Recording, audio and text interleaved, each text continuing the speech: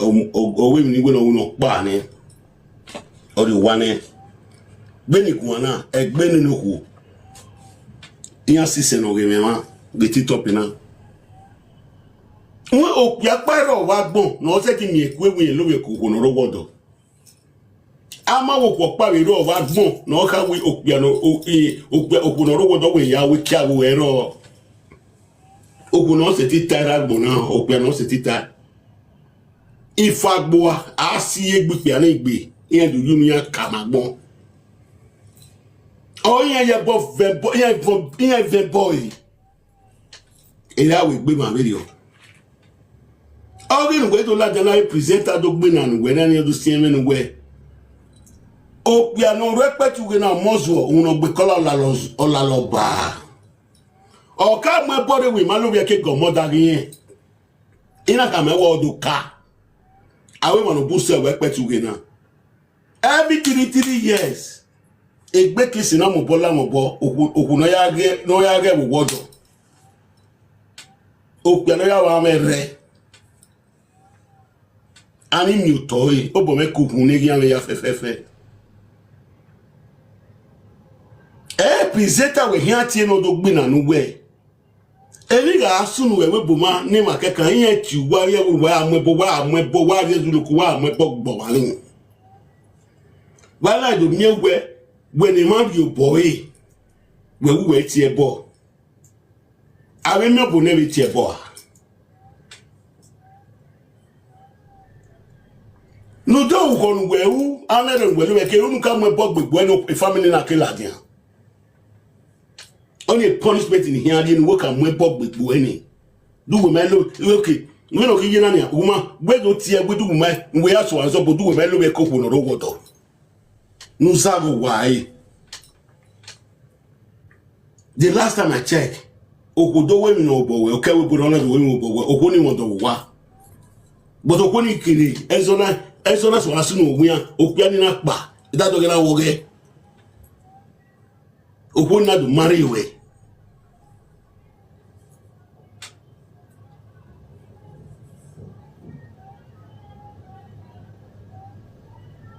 Odudu, ovi okan. Ovi okan no ogwo me nwa na me nwa igo magia endo pia le nwa Odudu owo boke wo ti e bo be we wa se na we no bo we double obo paro na ti e bo pastor ka we ti e bo e pastor na me ti e bo bi church o we thunder fire o mu gbo wa thunder fire wa ti e be mo afanuku ma be video no gbedo wu na o we do ti igbu egbe master na ma be be ni yunu kan na ina ya yunu ka o ke to ni kabaka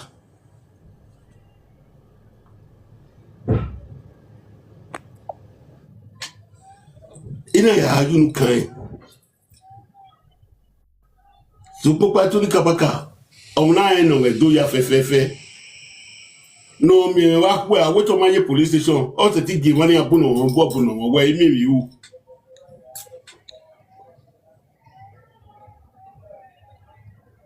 iye to ni kabaka ma gu we na kana if you ever la fun mi iye to ni kabaka yi pe u aya vi ma do gwo ri ra we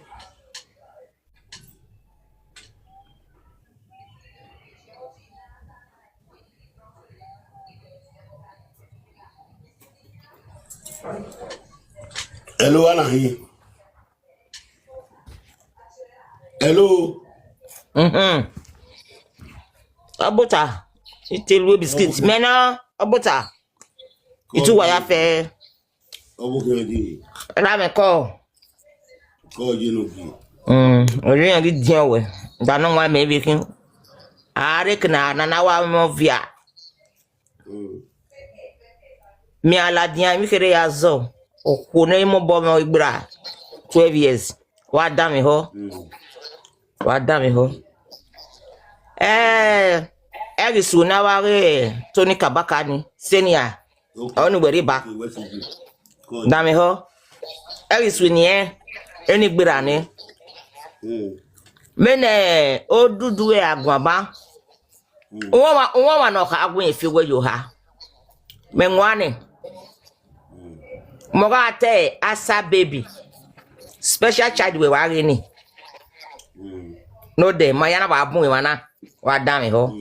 De gbe wita odion nwa wo kan nwa. Iye ke me ga agware ndo gwe ni lawo gwe ni afia.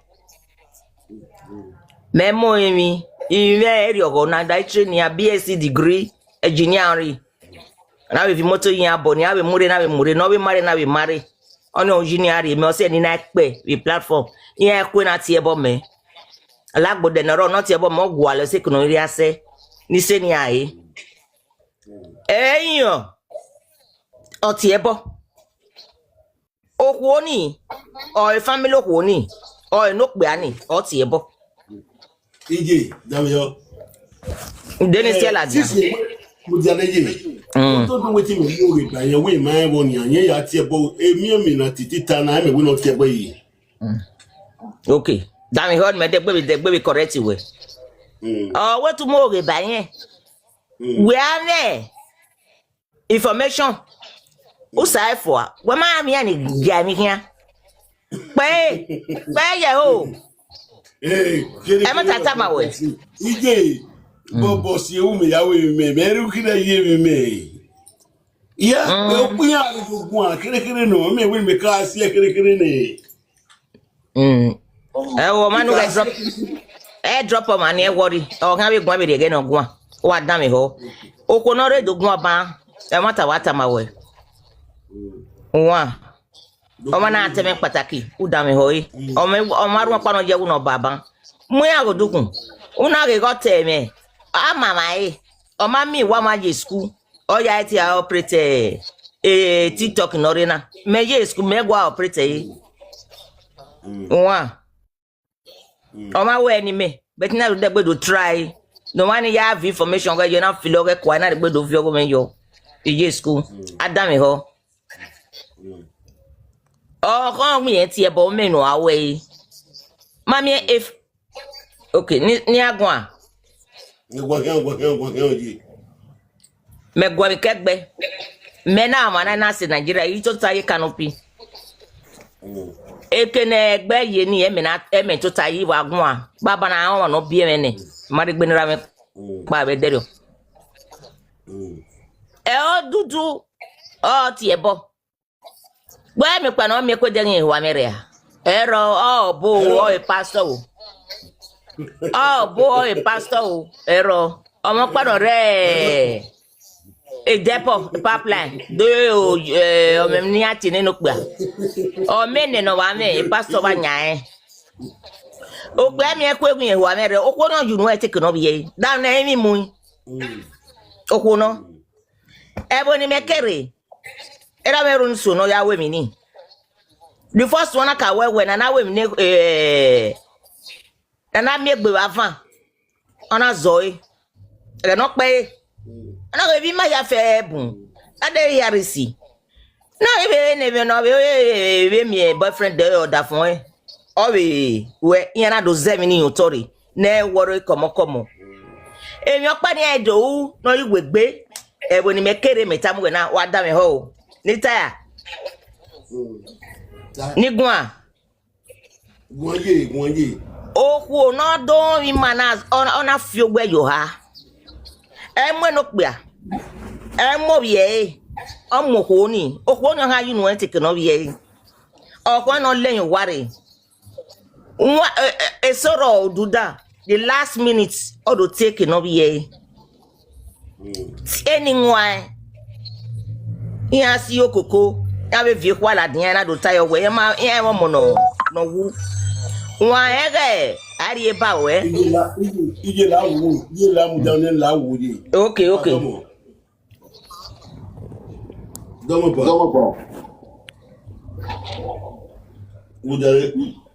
udare mo earphone me am disconnect.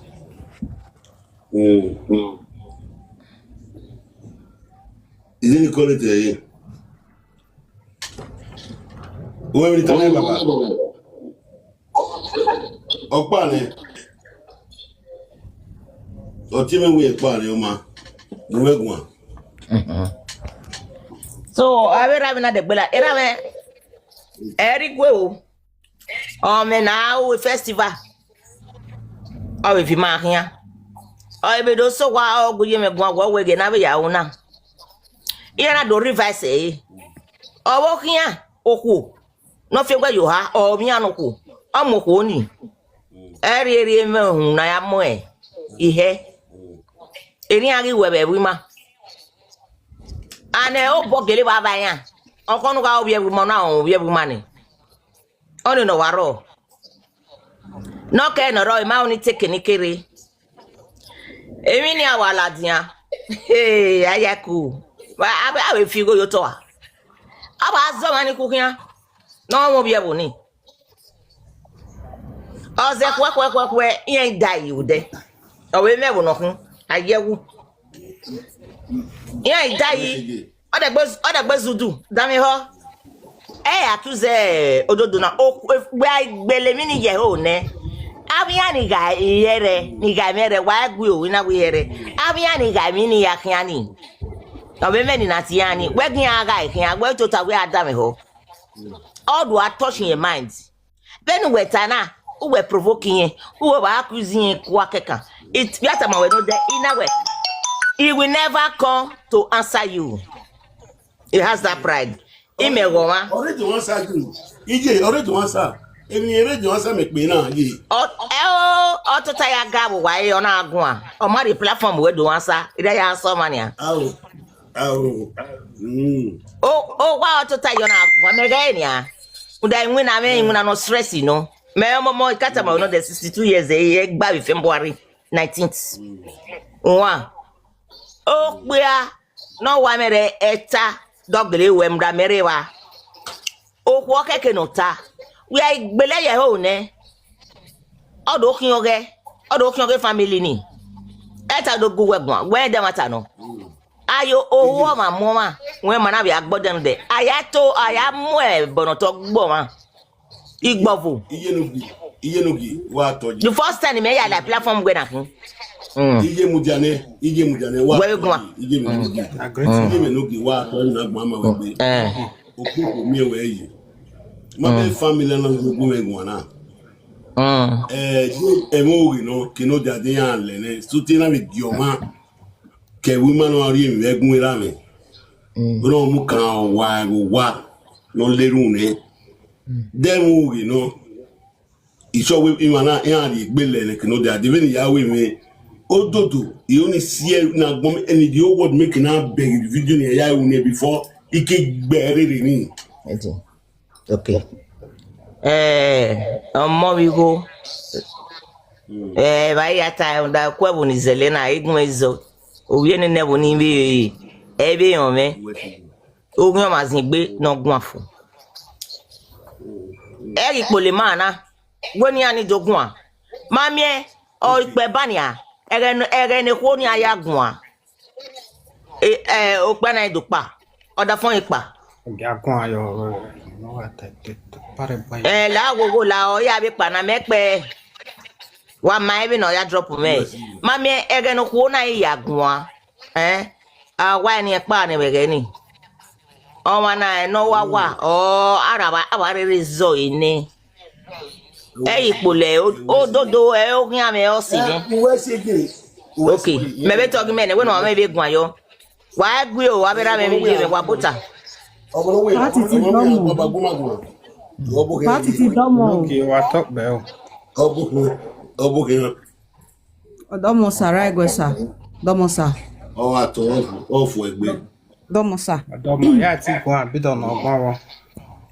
Pala. Okay, Atiti ni gwan. Mo dareje yo pe ni ka gwan ni. Also mo la wo. O ma wa la repa. Okay. We no gwan. E worry. No ge. Okay. Iji ma gwan. Sister me.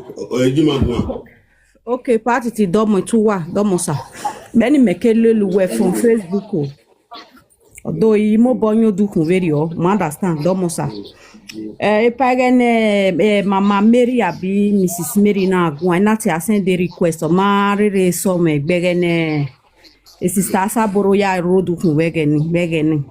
So ebi ni ate gwe madani gwa we una we no mamo bo we ninu you understand dovani no definitely must have tien or anybody no agiari ogwaba wetin wari go gioma ugwe no wa we ninu without to ma be anybody family we do na do ata we origo we umoma ukeri egbi go be oni gioma ugioma afian ipa lawo teme de o teme ne here de o yo no do mu di avani o ma understand no via leru no ru nu no via ne ugio tun afian we do agun be TikTok na o ma mu efesi we efe kakanti e picture we ro de kene pani hia na yen we a o ma na onyegeleri onyegele ogele we ni yen we mi ni yen ama gba we ogi egbe yi o wa gi egbe yi ogi egbe yi we ma be wo gi egbe ba we o wi ni yen bi do wa ewe kwa message epa nwewe una hia poste ni na pa agwio mebu hia poste ni emani regre ma no si we the WhatsApp we tin show o understand o wa show anybody no re WhatsApp we o wa ni o be show gime o understand o wa show o ma be to ma na wa show di asi o be me be bege o understand but o we to gunye gwana we do wa ẹ̀yin ọ̀nà gbọ́n yóò tó tọ̀ wọ́n ti yan yan nínú wà wẹ́ yan ọ̀nà gbọ́n yóò tó tọ̀ ẹ̀ you understand the pa èmi ni mẹ́ta wẹ̀ kí àwẹ̀ mi ugi ọ̀ máa rí eva èrè ayé àwẹ̀ mi mà ní rẹ́wẹ̀ bọ̀ náà ni àmẹ́hìn ti wà tó bí máa rí eva ọmọ hẹ́kẹ́ ní ọmọ amúdi àwẹ̀ à ọmọ amẹ́nà hìn àwọ̀ èsè mi yẹ pa you understand ẹ̀ gbé ọ̀ ní ọ̀pá ẹ̀wẹ̀ ní wà dọ̀ta owó ẹ̀gẹ́ ní láti accept the request dọ́mọ̀sà ọmọ ìyàn dọ́mọ̀sà. Bẹ́ẹ̀ ni wẹ́ẹ́ tà náà mẹ́wẹ́ tá mẹ́wàá nù wẹ́ẹ́ ní yà ṣọ́ọ̀bù wa ní yà gé mi yà bí yà jó èmi ká mẹ́wàá wẹ́ẹ́ sì sábà dé bàwẹ̀ ìpàdé rẹ̀ bá gúnmàgùn à ìpàdé gúnmàgùn wà á tó bọ̀ ẹ́ àdọ́pù wà ó dọ̀ ẹ́ dẹ̀gbẹ́ là ọ́ ẹ̀ ló pẹ̀lú àwọn máwùn yà gún àbá. Gúnmàgùn à. Okay, wa top bed. Adomo. To wa no kwa o. Wa to. Adomo. Ni oni tayo ewe. Ebi kere oni tayo. Okawo omo odun do wa waji mere because me be so take out no the platform we no ya me follow we. That like your thing. Only number one. Like your thing with that. Press you like your thing, press. So we thought you need now I don't know. I don't know. It matter of way we don't get like your thing. So yeah, not bike. We walk a video we cover. Not so only not good that. So no do can even a tana. Understand it? It happened because if you have even in Atama, so no coming Atana, no concern. Okay, man, it may mean no emo concern of a Tony Kabakabo. Understand me because no women are a man. A mamma, however, a man near, but it need Tony Kabakawa, Tony Kabaka family of it. Understand? So when for long. Matin travel by Nigeria, so bon be a think banner, bon savez when I be a think banner, so near we could go to Atiti for understand. So here we not Titi banner, I think listening to him not ta understand me just a nini, our nini we kabaka, yes, it was mukba. Understand me, so yeah, what I know the hand because due to your explanation, you understand me, so in your way here do. Pungbe uwe because man no we me na do see adwa eninya iwa so oni na ga pardon mo oni na ga no ba ideo oni na ga okunpa so okpa no care because no matter na so no dey ade even we on life you case one wash we wa on anything una so una like life or show or oni are when dey episode adan yo so we be life na busun you understand very well where uma etie demand because we soon na who atie demand ni ari no buy no tie understand when me yawe me o understand way omo man no my bonye gboma understand me because no one be him so or suppose he guy was supposed no take atie demand understand no tie no Baba, what to even have mama with me? Dom Maybe more than 1 hour, 1 hour 30 minutes. Eya how we not no buy me. Ema buno me no buy. Ema no buy me na conclude we owono laden we petu we no. So message ni really pass all me on ogungun me. And that's one after 1 hour 30 minutes I get the video as one pass message. Ema me no buy no bun a girlfriend who can give me no day. Or say girlfriend there man we no buy for more than 1 hour. Ya ma ka me ya me. Egbemi am I telling the enemy as once, emi na gungie na jina, ona do gungun e me give plan no gungun na. Prophet Atiti. okay baba wato ya here ni ani ni mani kere yakon we no do concern man do comment na no do agun ayo na that o ibe me wa nwa wo wa understand o ari go no bo no ya we me danu obo ni eti kama yin we o mi we go ni o bobo ahia we ke no willing no emi danu emi no wo no e go ke danu o do bobo we no gbo obokun give our obo ni eti we no na kama wo no ahia yin we ni nu e aji obe nu e ya we understand wa hem nu yo go boba we no bodo we ni una hem nu je ba we sie something no utala na we mi am nu ba ho mi no ja we yo go bo we ti bobo no we no gbo ko give our at the end of boni ma we Dia ela we am petu go na mi am ko iba yan David ya agi o wa ko e o ka we mi am ni ga ho mi understand me only different mi am ko pa ti mi am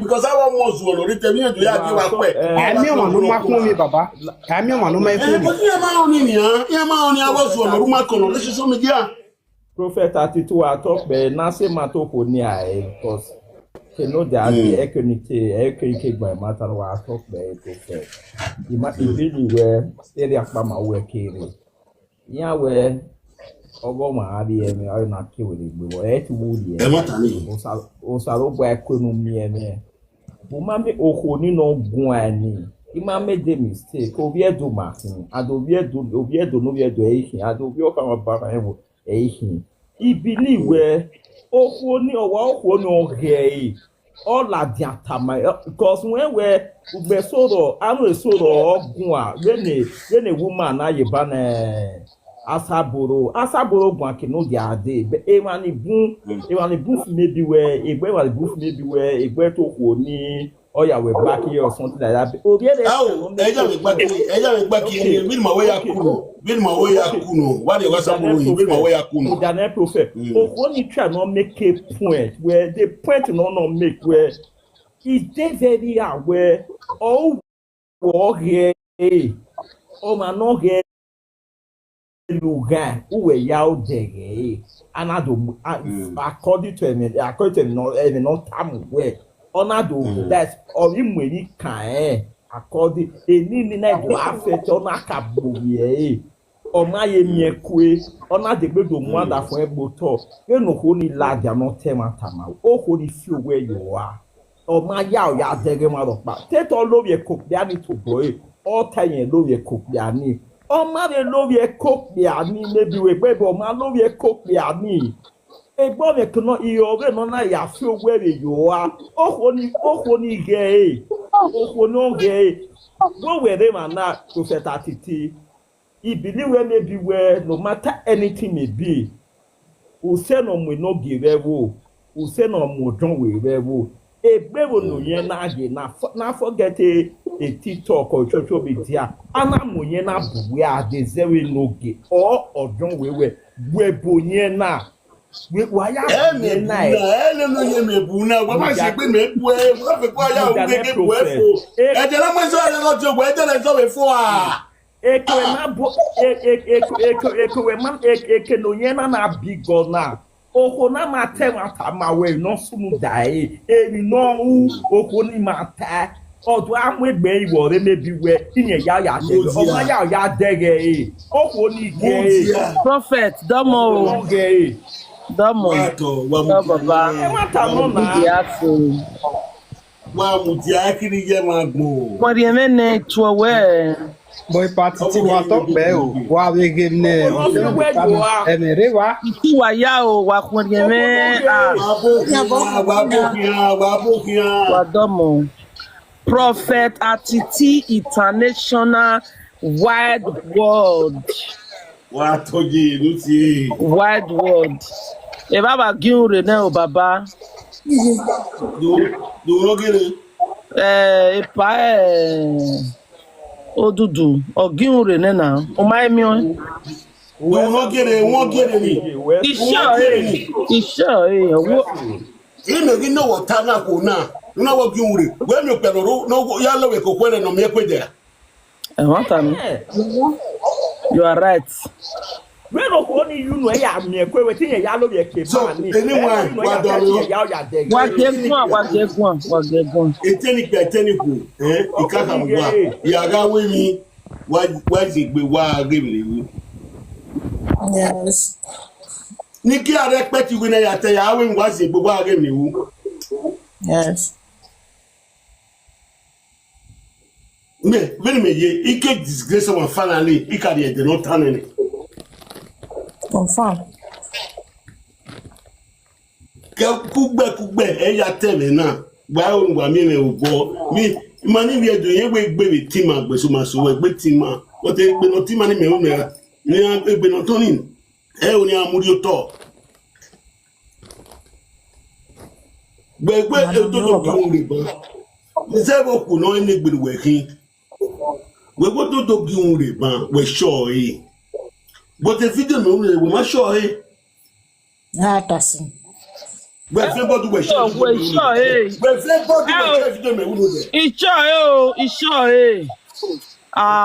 wana we na eji Atiti. off we gbe ni ma be leru nwe ni an but E o te mi platform anu we we be ba, iwa sure be ba na. okay o te mi anu we na ge e na bi we na moto we mi ku no ge bu godo no mekwe we re yi we mi pe no ge bu godo no mekwe data mu e no we gbe kan yan na mekwe we ni le ri wa dia Na gbode na temata o. Ya be. o te me no we mi dia Eso miekwe. e te no we gbe sunu da o ke mekwe a Egbe no sunu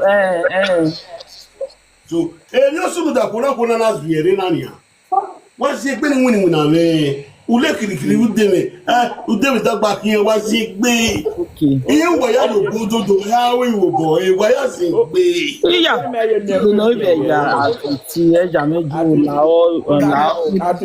enoge bi me pa La ho wala ho. e bi o pa de na you na ho e no teme taba e mata no understand me because they know what do buju no e me kwe ma we game no sunu ma ho because e me making a wana mo ma no ya o dege ni e mo ma na wa ni DJ Damio beni ododo gbe ma wa ni nínú ododo gbe ma wa ni ya mi wa na edo ya make na wa na da se wa ya oda àwọn ọmọ ododo si criminal una yo be pa gbo mo na keke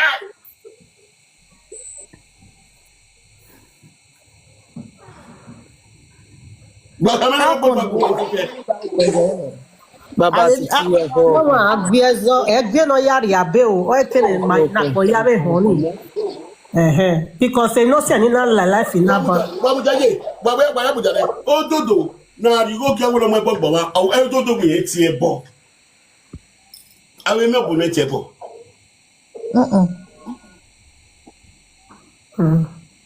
okay me ka mo dodo no ya we no dodo fi bola dian no ka Atiti mo ge ba no mo gbagba Atiti no fe bo de ma okudo ro last papo no so bu do ma okudo ro godo wa we no do fe bo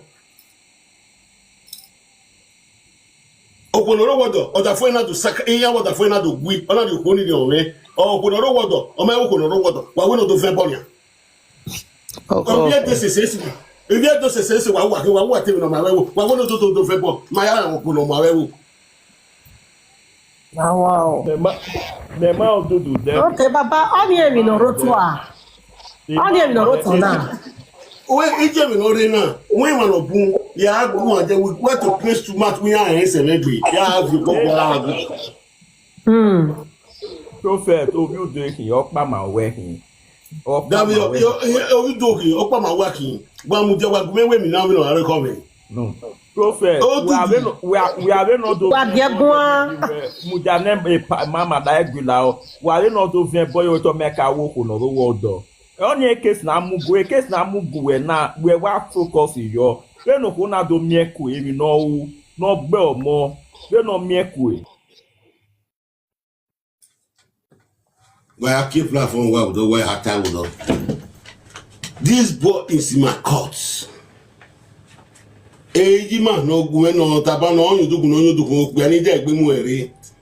Who said that control me at that why no say na mo job we na. The number you got your way, either at Temeni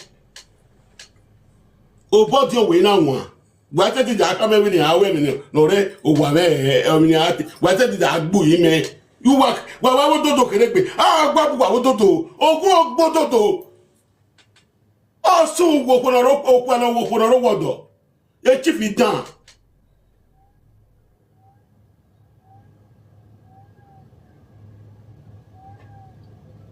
It's so timid with a young boy. Where am I, young boy? Or one with my type of me. Or what to report to mammy?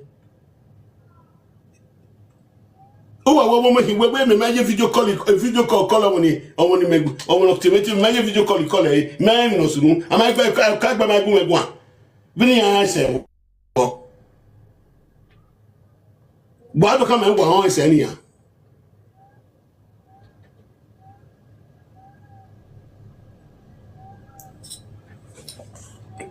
Saburo you do hey go wa ni age wa gbutu ma yo ni an voice we ni iji ma ne ba ma yin do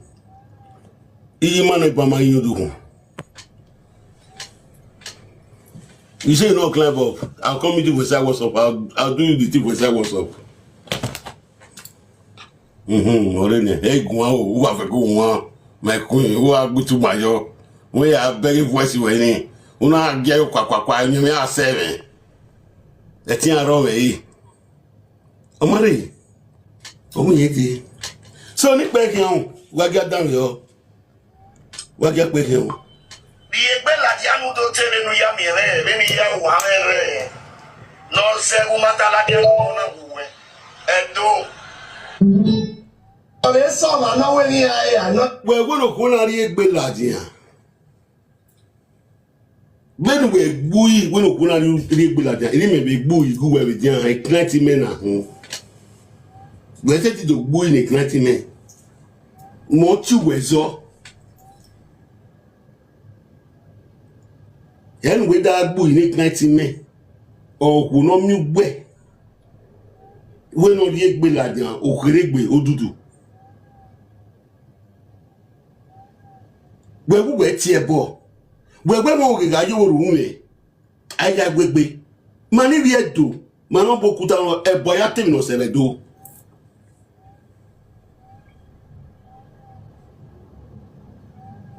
ebo ya temi no sele do ese we wo ko na di gbela diania emi we ta video we na e na hina me be kan we du we mai wo ku no ro wodo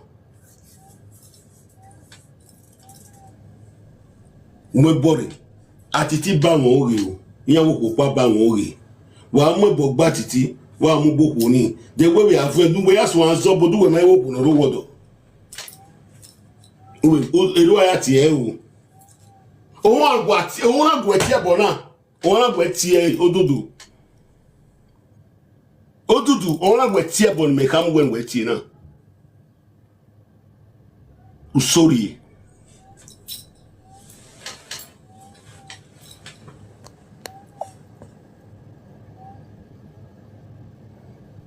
so if you do ni wa pe kiri ni fian ni pe kiri ni fian Hello, Atiti.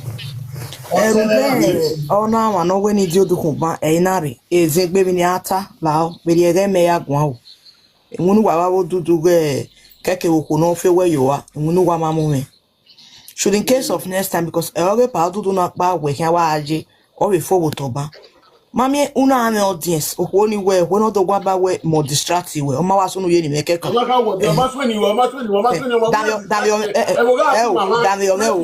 Daniel Ugagwan irecord e muhin ile mugue wa wo ma bere WhatsApp nu pe nu ahun se emi ni dota me ma yo ni me yi distract we ma understand but me ke yo wan and we me yan ma eme na mu ja ye ko wo and the only problem ma we me we correction we buy ulake we WhatsApp o get me na we guy do za na we buy wa le correction we WhatsApp me ko ni po gbaje na but listen well mami mana agwe aro I make when I walk it talking I make an atafia I ti wa mo me na pa ba mo ari da ya na iya ya na agudo but una mi ono gu we aro ogwo no ore no wa are na we waro we ogi agbo ya bat odudu enwe alowiwi gedama do we tell me no ro we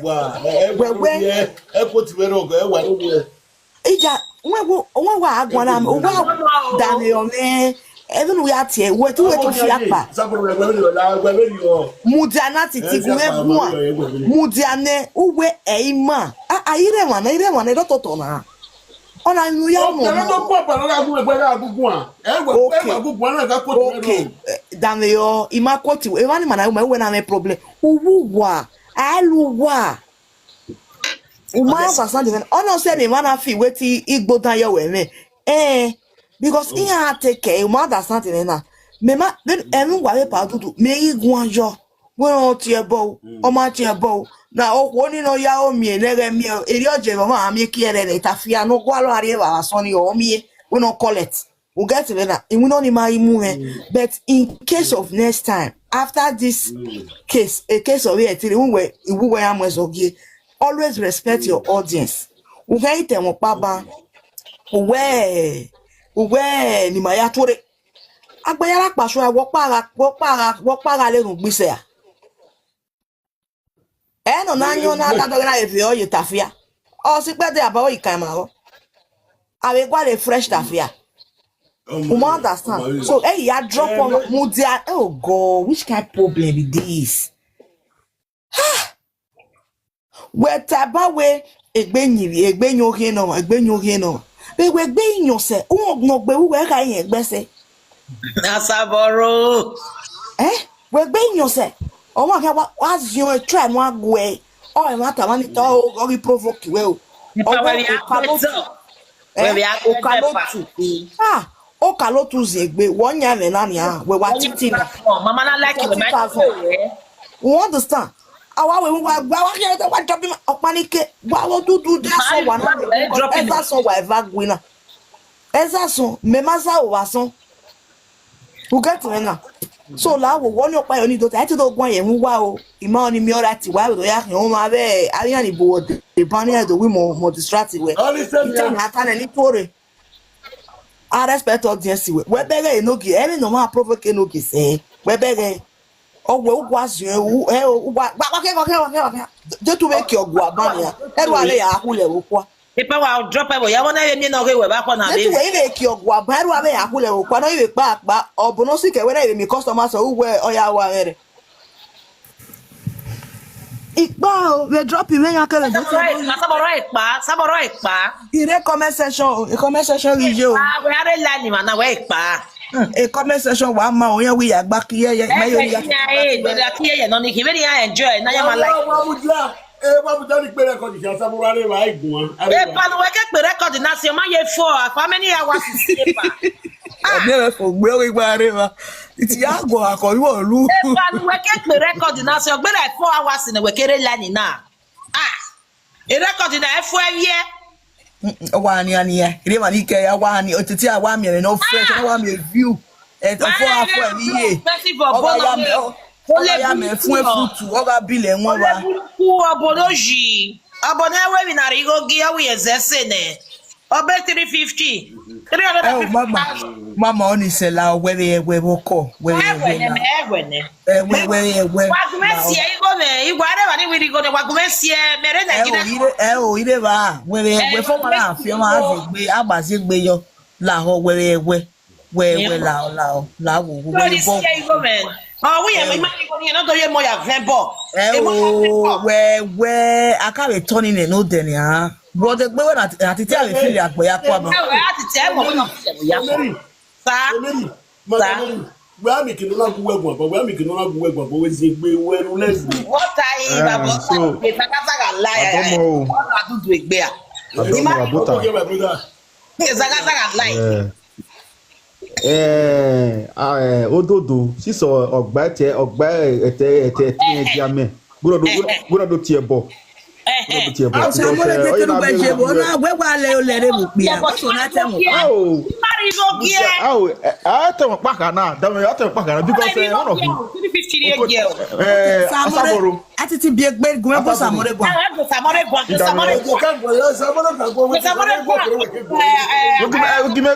Ogime gun emete. Emete nana. Since one of you. Really me. Ọmọ àbàwọ̀ òhì ọmọ àbàwọ̀ òhì na sido asin o wa tie bo we gelegele because wa re na ina me we Odudu ye gbogba tere etin gia me so ma no tie bo because Atiti te na sin we o na de no do tie bo de ma wo get it man. Okay yeah ti one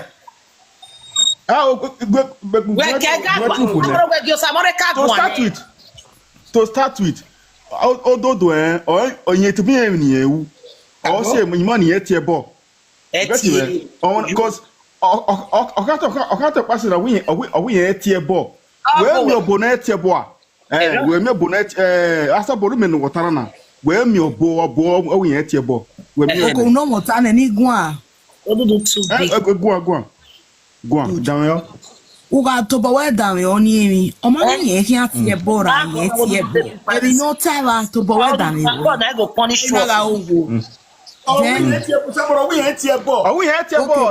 Egbe mudiane na Samore mere gu Atiti mere gu we gu a Titi wo gwe o Samore memi o ma ada te mo popa ya gbe te mo do asi afira na so no do no go ma ya be platform na believe we ga ene we no Odudu ya tie bo ni ya bi which ego I say me ano water pa be very straightforward. When I ga Odudu umama no ba we fiezo da we bono ati bai. Okay. Enu no otan no na. Ba mi de kuma kolia. Ota we no na. Otan no na and ya kwene we. Iwere my dame we. Now okay. Me okay, ime na Odudu na. Mami no am no ba won okay. To start with, maybe the matter you go on and even na gwansi ga Atiti gwansi where give him a straight answer. Explain. Straight answer. How me tanana any can't tie boy, you do tie boy we na in tell the where the man who horo do ndo tie boy. It's a boy now. Oh my donkey. It's a boy. Ima bene na Odudu na no to sige Atiti I think on my house Atiti no Atiti ata we ni aka mi here right what the boy yo dame ho what the boy yo si we dame yo kwa dame yo mani be don my behave e da wa le mo ebolele ya awa mo ebo fe na oboni we dame yo na we gi o ma kun Mudelo na wa Atiti ki ohun Atiti ati ebo so wa mo ebo we mu ya na o me kele gine go ma matana o me kele gine ogun ye ti ebo ye ti ebo we dame no de waga agwan no de right you know what o ke no say have your view your body have your rule have your glass in your body right okay I ko je gbe ni ane Atiti we no ya ti ebo Okay, what that? Oh, yeah, Chebo na. Where you wait. Let person the land. Eh, me na no we ba we o wa ga ya tiebo. Tiebo ibu eva tiebo. O we se me no Odudu. No wa ha o wa na o mo de ha me Atiti we. Gemi no su agagele mieri ono. O mugbe no ma no ha ri o. Abi? Okay, we no ina na bono right na me no we na o ga ise ba Atiti ka ri o we onwa opopa gun egbon okuno kiama e. O he gun we bo Atiti. Awa Atiti what do gun me. But the matter is that Atiti we not boy that the man who horo do not boy yo. We no kono ro do ya tie boy boy ya wa so ya zo ba ikio ya wa. So what tell me what say? For example, because Vano Nana, Natiti Mure Lugania, we are more buying. They are my Imam will by no, we should get attitude on passing where or Cheboyo or Honi Amuladia. What talk at a boy and I could move one Ladia. Yeah, okay, now, or what Cheboyo because Ewa owa ya to imi no gba mo wa ya gbe wala e ko no ware na very e ko no ri baba na iya ya gbe ya ti me la ogwa na ya ta gbo wa but it has about me ata e ko no ri na ise ti you bog that no o piano no oni ana iti na we ahun but di mo gun abon iya wetin distract Atiti tafo we no tie bota was ta o sa mo le Atiti la WhatsApp na mi to we ya gba to na no gba lo tell me no gbere agbo ma ye gbese no gbere igbe forget any but e matter we e matter no re me na tamu wa na mo wa tamu ko wa ati oro me ma wa titi to me ma wo ni de ma bele matter na also the money tie ball we go ya tie e yo ma ya we go do tie ball Saburu money we mo saburu we se we na cho saburu no ati saburu samure patiti da me yo we ni be se gun ba na be fi wa adi ina we wa na be adi so even ni abi ti wa gun na why pause okay why pause why mute why down yo Odudu e no so ni me video no na obuye na una mwememe gubi oka neto bi oku kuni ogwogun ye miame emiame amen okuane miame we bu ami ku na miame ama we miame no bu meme ni ajo gbon wa oye gi ayi mo kono ku ni ma set the worry ni ya opo bolelu esinia Ipe ya no ragbo na ivi Nigeria no rewe boya fefefe we ni are DNA test re iya ya ba patata bi emi no le ni ma ko ware no igbo kan una ne doctor we even in China we have the hospital we ne doctor ya ga me no le African me no iya la reni e first time ya na rejection yo but ya rejection go na fu almost what the 1,000 ladani ni 1,000 ladani je gbe isi awe last hospital where if you receipt go e de gbe mamu won we do ya blackmail me no dey tell me no saboro ture na do ya kan we ture la o ture no bi o kan do ya kan we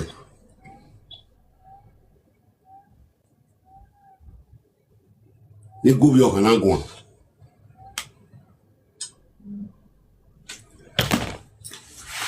so if you do Odudu kebia egwe na ke ma ya no time ke no de ade ya egwe ndo mozu onowi okan na no talosigwe apatata bi eri bi ne bi yare apatata bi receipt ke hospital we se ti ya kume la wa emi awon gbo ma be obu o be gbo ma Africa iye omo ni ya iye omo me 20 years ni ana avie ibie no wo mane ibe ika mu we na almost we ma patata bi wa avie dedegbe we ya we test le du we HIV no go na gbo wa Odudu no wa Odudu ala so ngu Ah, wabila wabidwe. Awi yen kwa. When I patata bi, when basa di mekono when of kwa de na di me mai mekono ye be me. Oh we. Okay, the bleeding man na mabi. Omokpa no be in Nigeria me. Eh, you be bio. Okay, when you be Eh, you be bio. Eh, you be bio. Na friend sugar daddy. Oh my god, sugar daddy no wo wani ogwe yo nyam, oni ama mi ekwewe yo nyam. Ona mu je mozuo.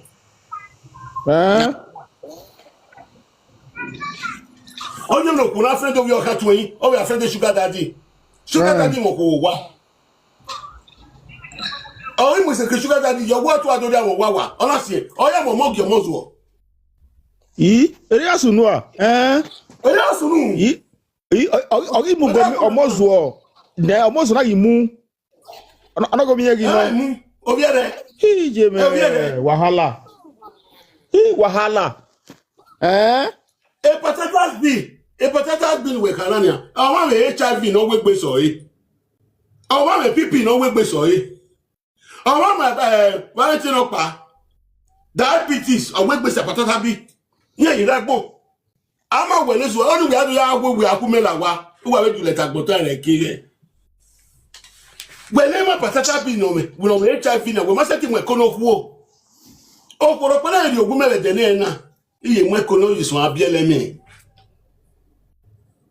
Do manu e wo gbera emi e wo gbiju e ti ju e ga mi gbe to ka ma bi ni gbe ya mi na mozu onu we ge ma sin ku we ke ma no ge awa me wo ge ma I ba le patata bi ine I yu gbo yo go a I wina gbe mo ko na di me se ti me ko ne ogun opu wa odudu asunwu Odudu no ji.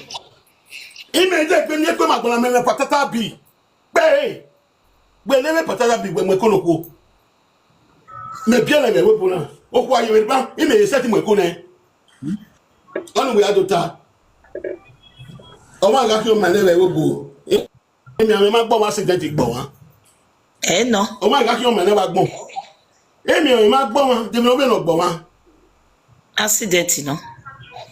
Accident ma gbo wa ere la wa ere ma la wa bo ki sunu lele imo all the years old. All death na death. You die for accident, you die for sickness, you die for you die for gutter. All death na death. That's so curious. Atiti me patata bi. All death na na boku na do se no nsi. Atiti me patata bi. Atiti me patata bi o. Atiti me patata bi de no yesa. Omesa, ije. Ema me HIV. Ogun gbiju e no makoko esi ni egwu onu gbe adu akun me la wa. Aje pose elu e ma se ti kun me la wa we adu akun me la wa. Wait me. Emi me ma gbo wa de we bo. O to ame ro wa. Okwo ga akun mi. O da fo ga mo hospital. Okwo ye be wu. O da fo ye be ara gbon. Ni wa wa ta akwa ku wa yo we bo wa le nwa. Well, as we hold to the media, my queen.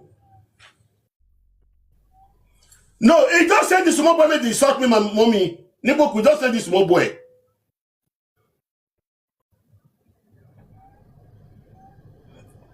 If they use them well, and I patata be. If you make bomb, them no bomb.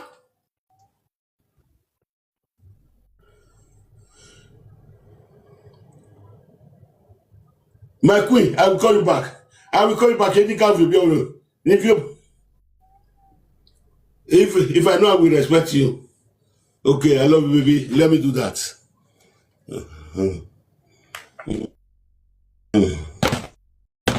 Hey, almost go. If me I don't fear go na me patata bi. Ben me kwe yese be ma onu kuro pa hi mare me ni anku. E ma so ro ni jinya ga akon mi jinya gwe ni ga amu ya hospital. E ma so nere eni ga akon mi jinya ga amu ya hospital. E mi me ma gbon wa. E ba me HIV. Iye yiragun. Patatas bi no ye aye ya saluwe. Aye, I said, we only got to come back. Me took me away. I go there. Atiti me patata bi. Atiti me patata bi. Oma when atiti get tomato magbon. Atiti me patata bi. Only we got to go monu me itagwe. We yalo be kokuno ro wodo. Only we got to come me to come magbon we. O magbon we kiwewo. Only we got to me la wa. Fuen we. Egwu yoki. Me ka magbon na ni a. Anyway to we ata udo. Wa go make a video now. E do blog wa mo. E do blog wa mo. E den oye mo wa mo. Oni ma woni e do atamata ma wa mi down wa kiwewo. Atiti me patata bi. Atiti me patata bi. Atiti me patata bi. Wa to pe ogun gbelu wa sun o ma me HIV. O ma me HIV. E ma no HIV. Yan ijapo ya. Eva no me pipi no me e maso no me yo sugar la jan wo ekiawo e yen ra gbona e maso no ye sugar la jan den we here get blessisi no we me kasa 33 degree na e blessisi no we me 33 degree we set igbe la wa ni wa bo adanyo diku no lo we ke we wusen ovio meme igbe no me la wo a o ma do to ju e na agwa be you a Oguno ro wodo. Odudu no egbina na nia. Me maka mwo we adoka. Ego we na lo be kiye go. We ma mo boku senre. We ma ido ka wo keke we lo we kokuno ro wodo. E ju let o me no be lele we he no be enne. Stupid woman. O be gun. We ya we na bi ku ni we ni agwa lo won ne me patata bi ni ya o me. Many abi kuni agbalo mneme patata bi HIV e ma ro no mo e mi ame ma gbo ma bi no taye me ewu baba na e pata e mi ame ma gbo ma accident gbo ma e mi fa no gbo ma gbon ni do manu we o kezu o dede gbe me to be do mo video na no ape anyway ka pe ni do mo no azu abagbon gbe we man we feel boy. He was not steady can have boy for still steady. Mama, my brother, Ijeme, Uyerima. Hello? Big Mary. You know, by Domosa. You know, Domosa. You may know what Nigeria where you are, my HIV. HIV, HIV rebel or rebel in states. Or Benin State. Or Lagos. Na beti pata na beti na yo sugar kwani. E o ma mo ya mo ko. Diabetes. O ma mo ya mo ko wa. Kakabo. Wonu gba Nigeria wonu gba ye be wepo. E ma ro no ya gbe mi ame hospital. Ama mi me hospital. Why only bu eyan ni ale? Me hospital from year to year, me hospital ni ro wa me. Okay.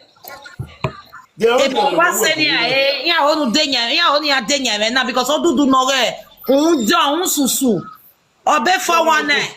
Wẹ́gọ̀mọ̀nà gbọ́nà náà wẹ́gọ̀mọ̀nà gbọ́nà gbọ́nà bẹ̀ kòkò nọ̀rọ̀ wọ̀dọ̀ ìgọ̀mọ́dà wẹ̀ una yà ámú ẹ̀bọ̀ una dò ámú ẹ̀bọ̀ una dà á tiẹ̀ bọ̀ iná kàmọ́ wà á dò ká una dò ká ògọ̀mọ́dà wẹ̀ náà nyẹ̀wọ̀ wá una dò ká wẹ́ á dà support kò mẹ́ ògbàwé mẹ́múlàjà mẹ́wọ́ yà gẹ̀ wọ̀ nọ̀wọ̀ kò nọ̀rọ̀ wọ̀dọ̀ wẹ́ á dà support ẹ̀ ọmọ wa bọ yẹ we na wo pe unu epa we na mo pe wo we na mo le kon apa no do vie ball adian we na mo pe u re bo pa no vie ball adian si e ma mi 350 do ma mo wa ma me o ma se do wa je be WhatsApp o na vie pe wo re bo ko no do tie ball do le no ya wo e ball we na do vie ball yo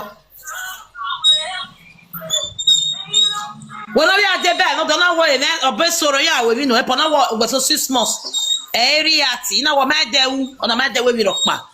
Upon a way, now it was only a way. Here a video, you have your WhatsApp away, Madame. Where now? He just said, well, he knew. He said, well, that boy, don't know.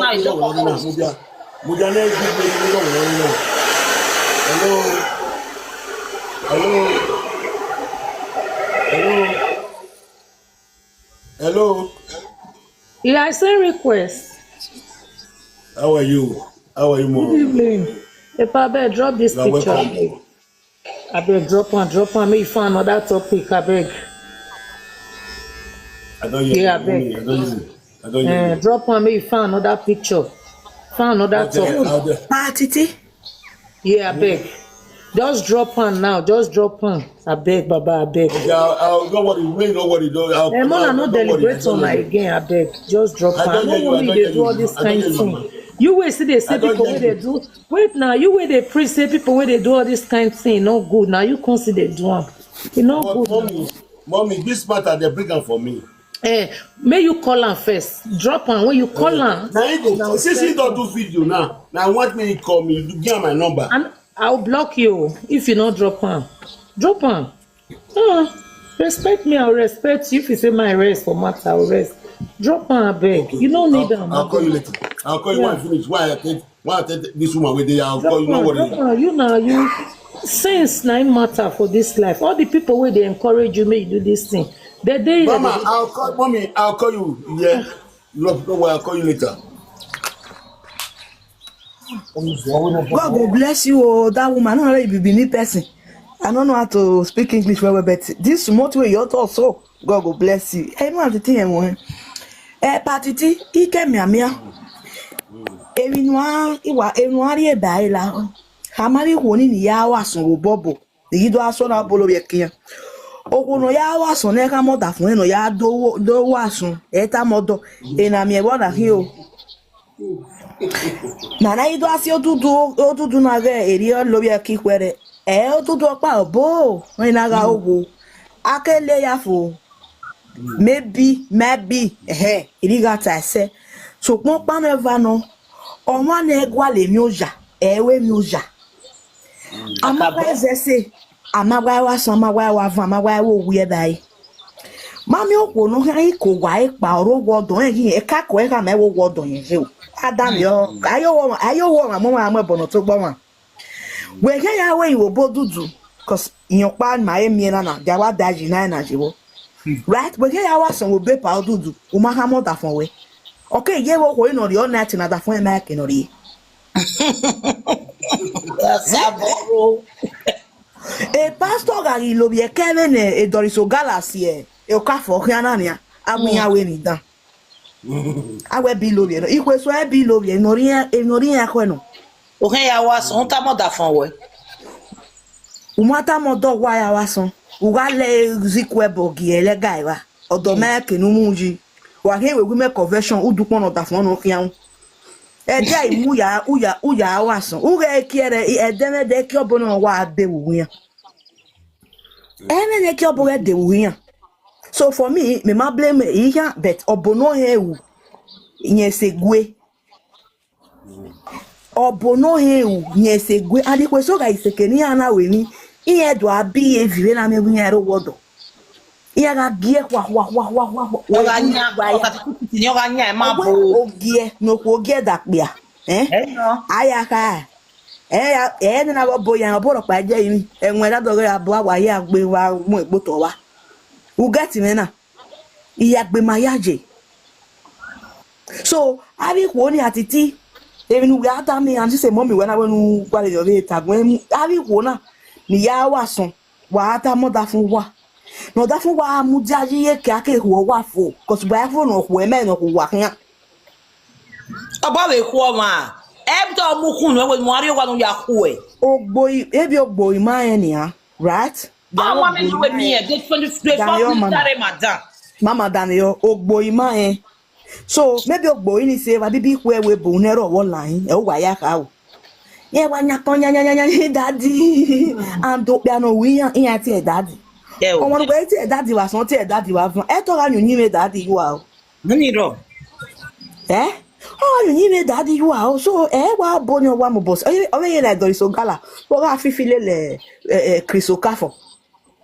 No ka for managiri e ona zebin but ozie gbo jani le left for years ni ana vana gbadoze ni ana gba we mi no ma hian so be na mi e wo bo era mi ri pastor era be mi e bi double pe era be mi ale gomoda go father ni bunya muja no wa wo wana eni o ikose de ni agba gbesin ya eni o fion be o we yan le bo na yan ikon era na te mi wa ke gun wa to bo met your bo direct u ti bo direct yo u ge ma hian o e ke na ja yeje. So since asoni eya ya unu ya uya la ho when ya ga yiwa san patiti when ya ha moda fiya when ya ga wa fan o ko ro ko do afan u oh dia kan wa son when ya jo wa ya obo ga iwe no send the video come on obo here obo send the video send the dia because asoni ya wa u ni ya na wa getting ya done. When you have your conversation, they don't be like talking about. Taboro, we are now because no you do bo no bo we can play more bo on you and your understand.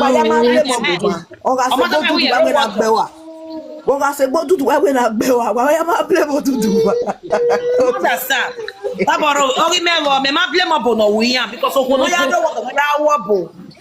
It's left for her. You understand? You take care. You make your play more. Me play more. The only thing I want to ma wo bona no we ya mu me. Iko na ya wa ya opolo. Ya le ma na le message na ju wa wo. Wa ga me ko na lo wo do where you get you wa don. I make you ye. O ko no ro wo do na book mo ya kara. We no ka go pa ika. Book mo ya kara. O ko no wo do na book mo ya kara. I'm your plan. I'm your plan. Oh, what don't we have? Oh, no get that. Okay, no get that. I do water.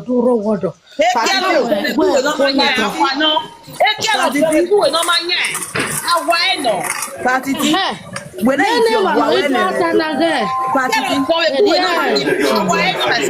talking, I never book me. When I kill Guawen in Nigeria, but we are our son here. Is a boy. Yeah, what's the way I was on here? So, as I saw, we are out to the way of me.